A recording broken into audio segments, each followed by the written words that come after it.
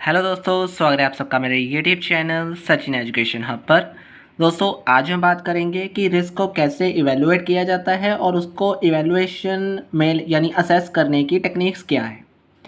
तो आपके सामने मैंने ये नोट्स प्रिपेयर किए हैं, तो अगर तो आपको यहाँ से क्लियर हो रहे हैं, आप यहाँ से स्क्रीनशॉट ले सकते हो, समझ सकते हो, लिख सकते हो अपने लिए।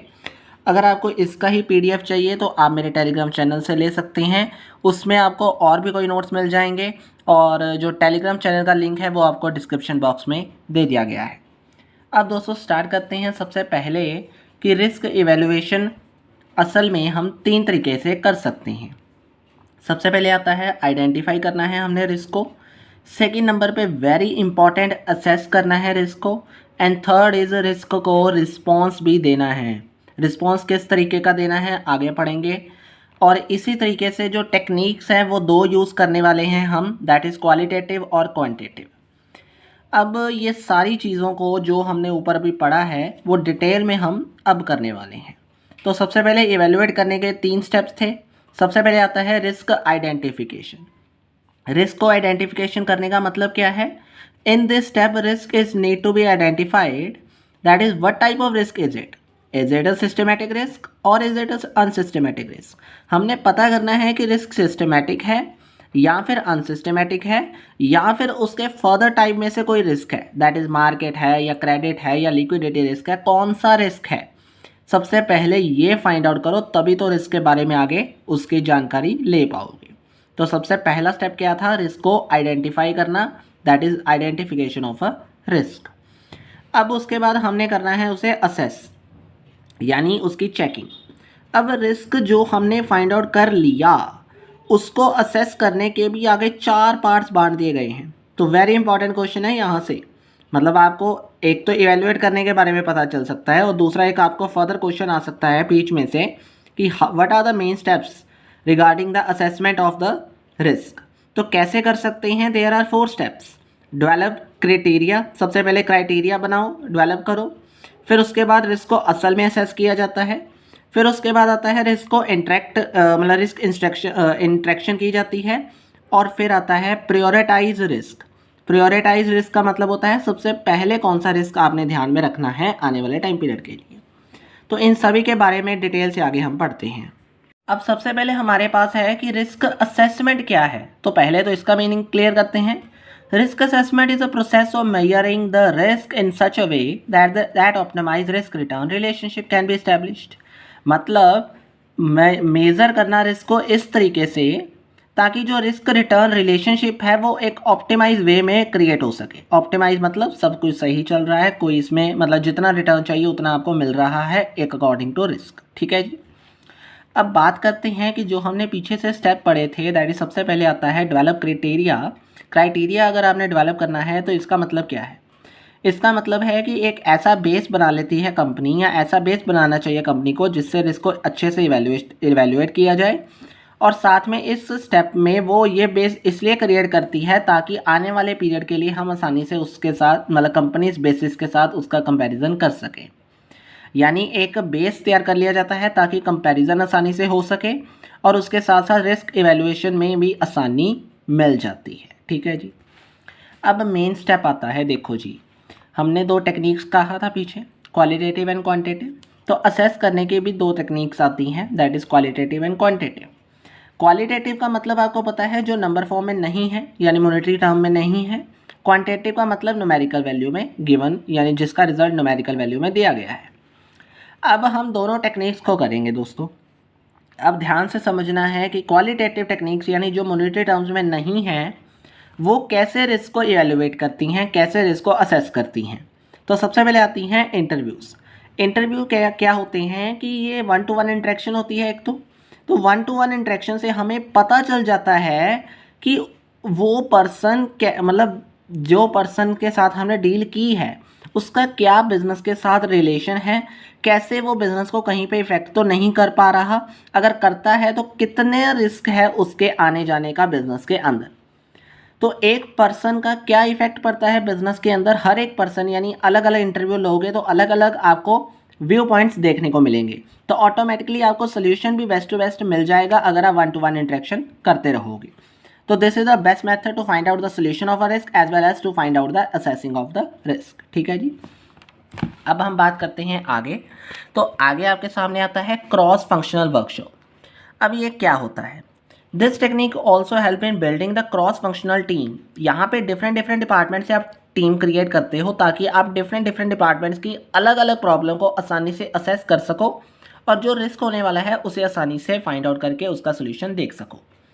तो इसका मतलब होता है डिफरेंट डिफरेंट डिपार्टमेंट से आपने क्या किया है, दैट इज़ पर्सनस को कलेक्ट करके या उनकी हेल्प लेकर रिस्क को असेस करने की कोशिश करते हो यहाँ पे। अब आते हैं सर्वे। तो सर्वे ज़्यादातर किसके वे में डन होते हैं, that is in the form of questioners. Questioners आपको पता है लिस्ट ऑफ क्वेश्चंस होती है जो ह्यूमन बिहेवियर को अंडरस्टैंड करने में मदद करती है रिगार्डिंग द बिजनेस नेचर, यानी बिजनेस नेचर के रिगार्डिंग ह्यूमन का क्या बिहेवियर चल रहा है उसके लिए आप सर्वे करते हो।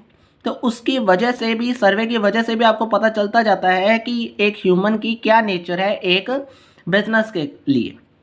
तो ऑटोमेटिकली आपको उस तरीके का बिजनेस इन्वायरमेंट क्रिएट करने का मौका मिल जाता है। फिर आते हैं स्वोट एनालिसिस। स्वोट आपने बहुत बार सुना है, that is strength, weakness, opportunity and threats. तो स्ट्रेंथ एंड वीकनेसेस को भी अगर आप रिकॉर्ड करके रख लोगे ना साइड पे, तो आने वाले कुछ पीरियड के लिए आप उनका इस्तेमाल करके भी आसानी से रिस्क के, मतलब अगर मैंने कहा पिछले 2 सालों के या इस साल के और अगले साल के स्ट्रेंथ एंड वीकनेस को रिकॉर्ड कर लो ताकि आने वाले अलग जो फ्यूचर पीरियड में हैं हमें मदद मिल सके इन स्ट्रेंथ और वीकनेसेस से कि कौन सा रिस्क हमें तंग कर सकता है। ठीक है जी। फिर आता है अजम्पशन एनालिसिस। देखो आप बहुत सारी अजम्पशंस करते हो तो उन्हें एक पीरियड के लिए लिख लो। आपने क्या किया, आसानी से आइडेंटिफिकेशन की सबसे पहले अजम्पशंस जो आप लेते हो डिफरेंट डिफरेंट प्रोजेक्ट के लिए, फिर उसे आसानी से आपने क्या किया, डिटरमाइन किया कि उसकी वैलिडिटी क्या है, उसका आने पीरियड के लिए कितना ज़्यादा उसका जो पीरियड है वो कितनी देर तक का है। अगर ज़्यादा देर तक है तो आप उससे बचने के लिए कुछ कर सकते हो या नहीं कर सकते। उससे क्या हुआ, रिस्क आने वाले पीरियड में आपको चाहे होना भी होगा या नहीं भी होना होगा, आप आसानी से उस चीज़ को असेस करके बैठे हुए हो तो आपको कोई प्रॉब्लम नहीं आने वाली। ठीक है। आगे आता है रिव्यू डॉक्यूमेंटेशन। डॉक्यूमेंटेशंस को रिव्यू करना, जैसे कि आर्टिकल्स हो गए, लेसन्स लर्नड हो गए या ऑर्गेनाइजेशंस के रिगार्डिंग जितने अदर डॉक्यूमेंट्स हैं, अगर आप उनको भी साइड पे रख रहे हो, उनको भी लर्न कर रहे हो, उनको भी पढ़ रहे हो, तो कहीं ना कहीं आप अपने रिस्क को रिव्यू कर रहे हो आसानी से, आप अपने रिस्क को असेस कर रहे हो आसानी से। क्लियर हो गए यहाँ तक? तो ये थी क्वालिटेटिव टेक्निक्स। अब हमारे पास आते हैं क्वांटिटेटिव टेक्निक्स को लेकर। तो क्वांटिटेटिव यानी नंबर फॉर्म में, तो सबसे पहले आपके पास आता है risk adjusted cut off rate. देखो जी, कट ऑफ रेट आपको पता है कि एक ऐसा रेट जहाँ पे आपको पता ही है कि इतना तो चलना ही चलना है काम, या इतना तो कट ऑफ रेट है ही, डिस्काउंटेड रेट है ही। तो अगर आपने फाइनेंशियल मैनेजमेंट पढ़ी है तो उसमें भी ये चीज़ें थी। तो वहाँ पे आपको यहाँ मेन ये चीज़ बताने की कोशिश की गई है कि आपको इतना तो पता ही है कि ज़्यादा रिटर्न मतलब ज़्यादा risky project as compare to less risky project. तो कहीं ना कहीं क्वांटिटेटिव टेक्निक्स ये कहता है कि अगर आप कट ऑफ रेट देख लेते हो तो कट ऑफ रेट की मदद से भी आप आसानी से रिस्क को असेस कर सकते हो in the form of numbers. ठीक है। सर्टेनिटी इक्विवेलेंट मेथड, कुछ मेथड्स हैं जैसे कि सर्टेनिटी इक्विवेलेंट मेथड, ये आपको कैसे फाइंड आउट करने में रिस्क की मदद करता है। जैसे कि रिस्क लेस कैश फ्लो, मतलब कैश फ्लो जो कि रिस्क के बिना है, मतलब रिस्क को माइनस करने के बाद जो कैश फ्लो आए डिवाइडेड बाय जितने कैश फ्लो रिस्की हैं। जब आप इसे देखते हो तो आपको एक परसेंटेज मिल जाती है कि आपका कितना रिस्क असेस किया गया है। ठीक है जी। फिर आते हैं स्टैंडर्ड डेविएशन, आपने बहुत बार निकाला हुआ है, आपने बहुत बार किया हुआ है। तो अगर ज़्यादा स्टैंडर्ड डेविएशन आया, यानी जितना प्रोजेक्ट के अंदर होना चाहिए उससे बहुत ज़्यादा आ रहा है, तो ज़्यादा का मतलब क्या है, दैट इज़ मोर रिस्की। तो स्टैंडर्ड डेविएशन ज़्यादा होना भी कई बार प्रोजेक्ट के लिए बहुत ज़्यादा रिस्की है, और इसलिए अगर आप स्टैंडर्ड डेविएशन टेक्निक यानी नंबर टेक्निक है एक, उसे यूज़ कर रहे हो तो कहीं ना कहीं आपको पता चल गया in the form of numbers कि आपका प्रोजेक्ट कितना रिस्की है। इसलिए कोएफिशिएंट ऑफ वेरिएशन भी स्टैंडर्ड डेविएशन का ही पार्ट होता है, अगर आपको याद हो। तो अगर आपने देखा कि प्रोजेक्ट की कॉस्ट सेम है और एनपी भी डिफरेंट है, तो आप इस मेथड को इस्तेमाल करते हो और जज करते हो कि रिस्क क्या होना चाहिए, और अगर ज़्यादा होता है कोएफिशिएंट वेरिएशन, समझो रिस्क भी ज़्यादा आपको देना पड़ेगा। ठीक है। तो इससे क्या हुआ, असेसिंग हो गई आसानी से रिस्क की। सिमिलरली प्रोजेक्ट अगर सेंसिटिव होता है, सेंसिटिव का मतलब ज़्यादातर उसमें चेंजेस नहीं आ रही या सेंसिटिव वे में वो जो प्रोजेक्ट है वो काम कर रहा है, तो कहीं ना कहीं मोर सेंसिटिविटी मीन्स मोर रिस्क और less sensitivity means less risk. तो ये 5 टेक्निक्स आपको क्वांटिटेटिव फॉर्म में भी मैंने दोस्तों समझा दी हैं, क्वालिटेटिव में भी समझा दी हैं। तो मेरे ख्याल से अब यहाँ पे आपको कोई प्रॉब्लम नहीं होने वाली। यहाँ तक आपको अगर क्लियर हो गया है तो आपका बहुत बड़ा एक कह लो यहाँ पे क्वेश्चन का आंसर क्लियर हो गया होगा। ठीक है, अब बचते हुए जो पार्ट्स हैं जिसमें आपको मैंने क्लियर करना था, देखो वो तो क्वालिटेटिव क्वांटिटेटिव हो गई।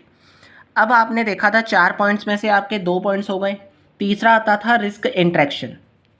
ध्यान से पढ़िए कि ये भी ज़रूरी है जानना कि रिस्क मतलब क्यों ज़रूरी है, क्योंकि जो रिस्क का इफ़ेक्ट होता है वो मैग्नीफाई होता रहता है।